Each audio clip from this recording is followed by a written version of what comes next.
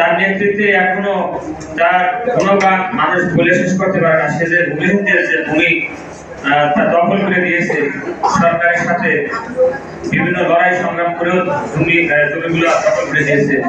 আমরা তার মাগফিরাত কামনা করি। সেই সাথে বাংলাদেশ কৃষক ফেডারেশন যেভাবে ভূমিহীনদের যে জমি দখল করে দেয়, সেই সাথে সবাই ঐক্যবদ্ধ থাইকা যাতে সকল ভূমিহীনরা এই ভূমি ভোগ করতে পারে।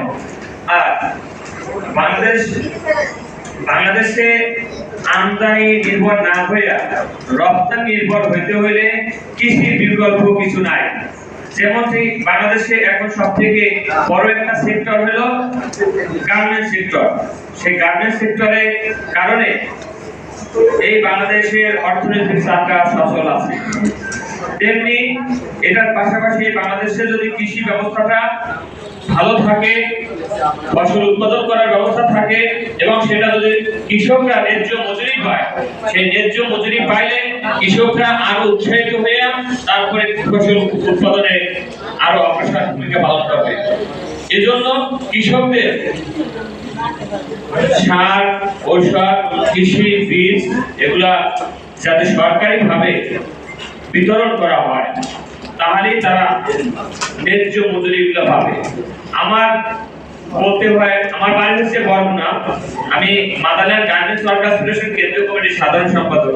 কিন্তু সব থেকে বাংলাদেশের ভিতরে সব থেকে অবহেলিত এলাকা হচ্ছে এই বরিশাল বিভাগ।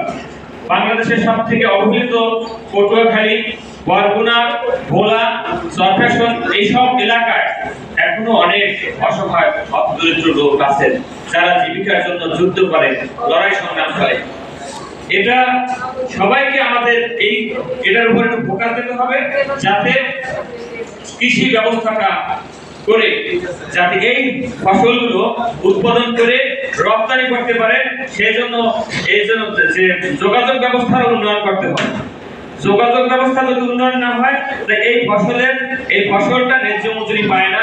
এই ফসলের যে ন্যায্য মজুরিটা সেটা দফায় দফায় বিক্রি হইয়া একটা সিন্ডিকেটে রূপান্তরিত হইয়া তারা বিক্রি করে, কিন্তু কৃষক তার ন্যায্য মজুরি পায় না। এজন্য যোগাযোগ ব্যবস্থা ভালো থাকতে হবে।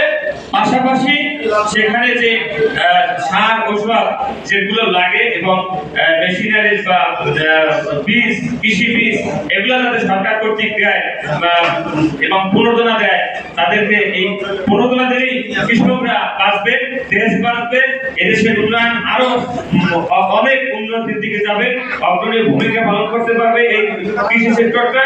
সেই জন্য আমি বলবো যে সবাই ঐক্যবদ্ধ থেকে লড়াই সংগ্রাম করবো, আর যাতে ভূমিহীনদের পাশে আমরা সবাই ঐক্যবদ্ধ থাকতে পারি, কারণ ওরাই আমাদের সব।